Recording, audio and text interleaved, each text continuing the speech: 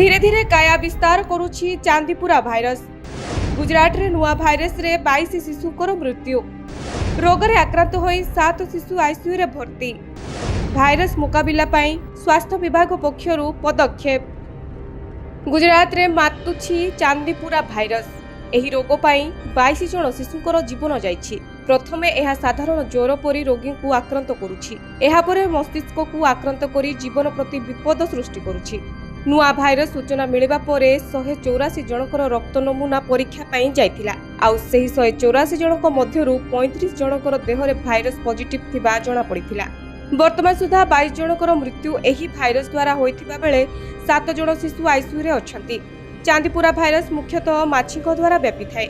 माछी माने कामुड़िले एहा व्यापीबार संभावना अधिक थाए। भाइरस संक्रमणर लक्षण गुड़िक हेला प्रथमे ज्वर हेबो। एहा परे सेही ज्वर द्वारा शीघ्र मस्तिष्क और एकाधिक अंग प्रत्यंग अचल होई पड़िबो। रोगी को एही भाइरस आक्रमण करिबा परे रोगी बहुत शीघ्र दुर्बल होई जिवो। तेणु एही रोग हेबा मात्रके विलंब नकरी तुरंत डाक्टरक परामर्श नेबा निहाती जरूरी। तेबे एही भाइरस आक्रांतक संख्या बढ़िबा परे स्वास्थ्य विभाग पक्षरु पदक्षेप नेबा आरंभ होईछि। माटी घरर कांथ को मरामती करिबा एवं कीटनाशक स्प्रे करिबा को परामर्श दिया जायछि। ओडिसा रे एही भाइरस रो कोनोसी रोगी चिन्हट होई नथिले मध्य स्वास्थ्य विभाग एथिप्रति बहुत सजग थिबा सूचना मिलिछि। कोरोना भाइरस परी एही रोग धीरे धीरे काया विस्तार करुछि। समस्त सजग रहिले एही रोग को मुकाबिला करि हेबो बोली कुहा जायछि। ब्यूरो रिपोर्ट, ओडिशा संवाद।